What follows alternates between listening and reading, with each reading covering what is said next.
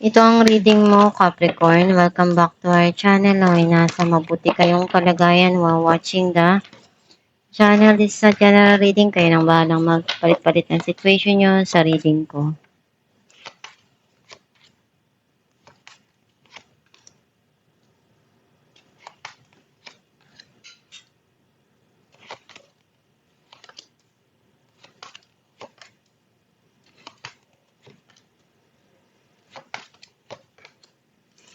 At the bottom of the deck, 7 of Swords. I feel like ang nasa-sense ko na energy mo, nakita ko na may mga gusto kang takasan or iwanan sa nakaraan na para sa'yo napakahirap na isipin at nasasaktan ka ng sobra-sobra dun sa mga nangyari na yun. Ang mensahe ng card mo, gusto mo na kalimutan yung mga nangyari sa past. Ayaw mo nang isipin yun kasi nasasaktan ka ng labis doon. Gusto mo nang harapin kung ano yung dumarating sa buhay mo at bigyan ng focus kung ano yung mas maganda pa ang darating at mas makakabuti doon sa sitwasyon.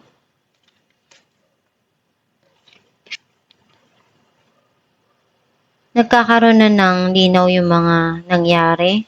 Some of you, may darating na communication or may gusto kang sabihin, ipaliwanag na nilalaman ng isipan mo.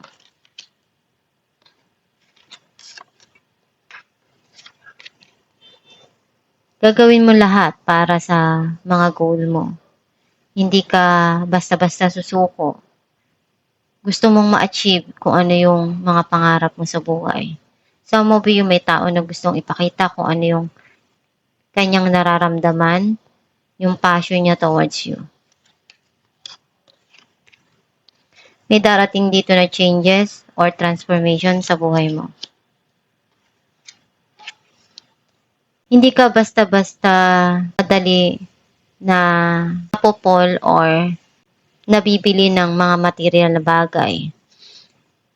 Kailangan na ma-win yung heart mo.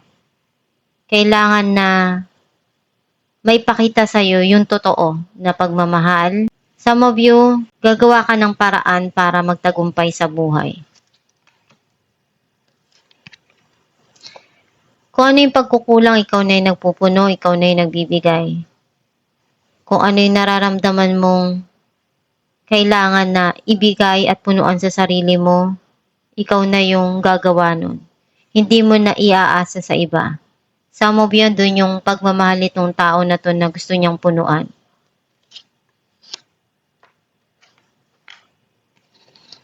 May tao sa past mo na gustong bumalik at iparamdam yung kanyang pagmamahal. Some of you, kung ano yung makakaya mo na tulong, ibibigay mo doon sa mga taong mahal mo.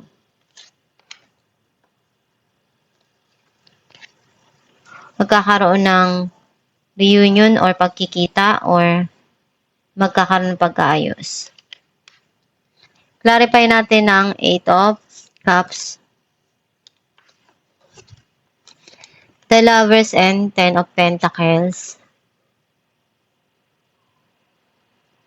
Hinahanap mo yung long-term na relasyon, yung totoong nagmamahal sa'yo. And gusto mo na kalimutan yung mga masakit na nangyari sa nakaraan na para sa'yo, binigay mo lahat ng makakaya mo doon na pagmamahal at attention. Some of you, andun yung pagmamahal mo sa tao na to. And kung ano yung pagkukulang, ikaw yung nagbibigay. Masaya ka na kasama mo yung mga taong sumusuporta sa'yo at nagmamahal ng totoo. Clarify natin ang King of Wands, Death, and 2 of Pentacles.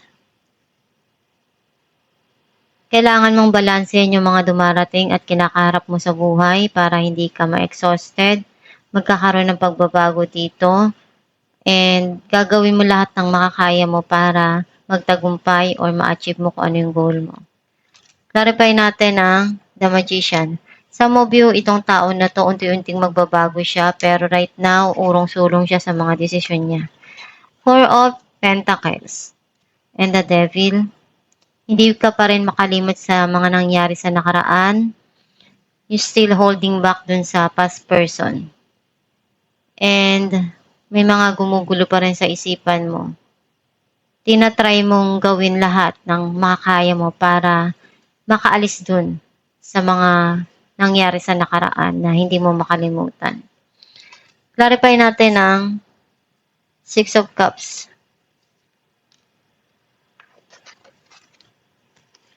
The Moon and Queen of Cups. Hindi mo pinapakita yung nararamdaman mo. Sometimes naiiyak ka, naluluha ka kapag naaalala mo yung mga nangyari. Some of you may past person na kung ano yung nararamdaman niya, ayaw niyang iparamdam yun, ipakita na nawawalan na siya ng pag-asa or nalulungkot siya doon sa mga nangyari. And minsan naiiyak siya kapag naaalala niya. Clarify natin Knight of Swords, Eight of Cups, and the Moon. Itong tao na to, gusto kanyang kausapin. And darating tong clarity na to dun sa oras na hindi mo inaasahan. Clarify natin ang Death, the Magician, and Five of Cups. Gusto mong gawin lahat ng makakaya mo para mabago yung mga nangyari sa buhay mo na hindi mo nagustuhan or meron kang pinanghihinayangan dito at gagawin mo lahat ng makakaya mo para maibalik or maiayos lahat. Clarify natin ang Two of Cups, Two of Swords, and Nine of Pentacles. Marami kang pinagdaanan dun sa relasyon at na-overcome mo yun. Ngayon, masaya ka na malaya ka, nagagawa mo yung gusto mo, and unti-unti kang nagiging masaya dahil na-achieve mo kung ano yung mga goal mo sa buhay. Clarify natin ang Three of Cups, the Sun, and Ace of Swords. Unti-unti ka nang naghihil doon sa mga nangyari at nagiging masaya ka na rin. And some of you may darating dito na happiness and joy. May mga idea na papasok ngayon sa isipan mo and may bago ding darating na communication. Magkakaroon ng pag-aayos at pag-uusap. Alamin natin kung ano mensahe ng iyong gabay.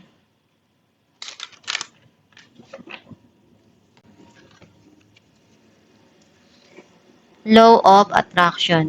Each thought is an investment that pays immediate dividends. So, invest wisely. You have the power to choose your thoughts and align them with love, peace, and harmony. At your request, we will gladly attune your energies higher frequencies. Ang mensahe ng iyong gabay na kung ano yung gusto mong mangyari sa buhay mo, iyon yung i-attract mo. Kasi kung ano yung nasa puso mo, nasa isipan mo, kung ano yung inimput mo sa nararamdaman mo, iyon din yung darating sa'yo na outcome. Kung ano yung magpapasaya para sa'yo, yun yung i-manifest mo.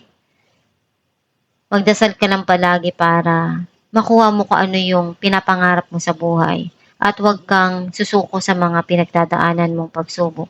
Lahat ng yan, matatapos din.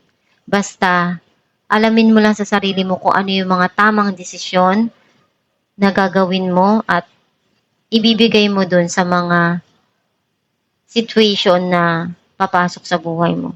Kasi lahat ng desisyon mo gagawin, ikaw din yung aani niyan sa bandang huli. Pag-isipan mo palagi yung mga ginagawa mo na desisyon para hindi ka magkamali at gawin mo lang palagi yung makakaya mo na malagpasan at makuha mo kung ano yung gusto mo mangyari sa mga pangarap mo. At itong yung reading, Capricorn, kung nakaresonate ka, kindly comment down below. Thank you for watching.